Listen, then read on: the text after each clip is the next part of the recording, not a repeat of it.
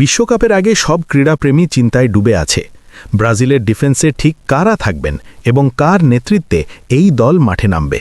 এই বিতর্কের কেন্দ্রে রয়েছেন থিয়াগো সিলভা। হ্যাঁ, ঠিক শুনেছেন, ৪১ বছর বয়সের এই অভিজ্ঞ স্ট্র্যাটেজ, যাকে কেউ হয়তো সময়ের কারণে বাদ দেওয়ার কথা ভাববেন। কিন্তু সত্যি কথা বলতে, ব্রাজিল দলে তার উপস্থিতি কেবল আবেগের বিষয় নয়, এটা অত্যন্ত বাস্তব এবং প্রয়োজনীয়। যখন আমরা ফ্লুমিনেন্সে ক্লাবে তার পারফরমেন্স দেখেছি অথবা ক্লাব বিশ্বকাপে পিএসজির হয়ে তার খেলায় মুগ্ধ হয়েছি, তখন বুঝতে পারছি থিয়াগো সিলভা কেবল একজন ডিফেন্ডার নয়, তিনি একজন নেতা, যিনি দলের ভিতরে যে ধরনের স্থিতিশীলতা এবং আত্মবিশ্বাস তৈরি করতে পারেন তা মাপার নয়। প্রথমে হয়তো তার বয়স নিয়ে দ্বিধা ছিল, ৪১ বছর, যা অনেকের কাছে মনে হতে পারে একটা সীমা, কিন্তু বাস্তবতা একদম ভিন্ন। পোর্তো ক্লাবের সাথে সাম্প্রতিক ২ ম্যাচে তার পারফরমেন্স দেখলে বোঝা যায় থিয়াগো সিলভা এখনও শীর্ষ স্তরের খেলোয়াড়।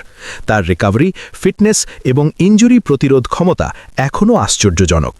দীর্ঘ কেরিয়ারে তিনি প্রায় কখনো বড় ধরনের ইনজুরিতে পড়েননি।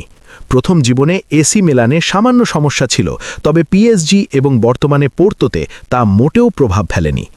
ব্রাজিল দলে থিয়াগো সিলভার থাকা মানে একটি কঠিন দেওয়াল। তার সাথে যদি গেব্রিয়েল মিলিতাও বা মার্কুইনোসকে জোড়া দেওয়া যায়, তাহলে ডিফেন্স লাইন হবে অত্যন্ত দৃঢ় এবং প্রতিপক্ষের জন্য এক বড় চ্যালেঞ্জ। বিশেষ করে থিয়াগো কেবল ডিফেন্সে নয়, অ্যাটাকিং ফেজেও তার পারদর্শিতা নজর কাড়া। বল দখল, পজিশনিং এবং দারুণ হেডিং ক্ষমতা তাকে এক ধরনের কমপ্লিট সেন্ট্রাল ব্যাক হিসেবে তৈরি করেছে। অনেকে বলবেন বয়সের কারণে তাকে বাদ দেওয়া উচিত, কিন্তু যদি পারফরম্যান্সের ভিত্তিতে বিচার করি, ব্রাজিলের মধ্যে এমন একজন কোয়ালিফাইড ডিফেন্ডার খুঁজে পাওয়া কঠিন।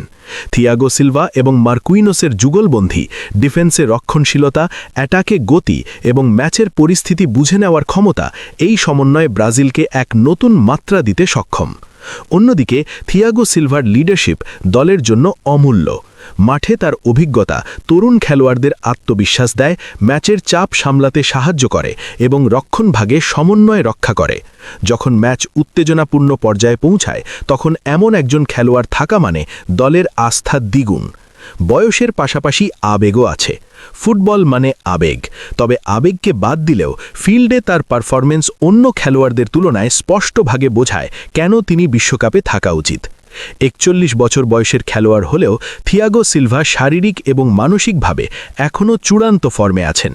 বিশেষত ব্রাজিলের ডিফেন্সের বর্তমান পরিস্থিতি বিবেচনা করলে তার গুরুত্ব আরও বাড়ে। গেব্রিয়েল মিলিতাও এবং মার্কুইনোস, যারা উদীয়মান প্রতিভা, তাদের দক্ষতা বাড়াতে এবং ম্যাচের চাপ সামলাতে থিয়াগোর অভিজ্ঞতা অপরিহার্য। এই জুটি ডিফেন্সকে শক্ত, স্থিতিশীল এবং কার্যকর করে তোলে। শেষ কথা, বিশ্বকাপে ব্রাজিলের ডিফেন্সে থিয়াগো সিলভা মেইন প্লেয়ার হিসেবে থাকা আবশ্যক। শুধু আবেগ নয়, বাস্তবতা, পারফরম্যান্স, নেতৃত্ব এবং ডিফেন্সের ভারসাম্য সবই তার পক্ষে। তিনি কেবল রিজার্ভ হিসেবে নয়, পুরো দলের স্থিতিশীলতার কেন্দ্রবিন্দু হিসেবে মাঠে উপস্থিত হবেন। যদি এই অভিজ্ঞতার সাথে তরুণ প্রতিভারা খেলতে পারে, তাহলে ব্রাজিলের প্রতিপক্ষের জন্য এটি বড় ধরনের সতর্কবার্তা। থিয়াগো সিলভা, ৪১ বছর বয়সের এই কিংবদন্তি, এখনও মাঠের রাজা। বিশ্বকাপের জন্য তার ডাক কেবল প্রয়োজনীয় নয়, এটি অপরিহার্য।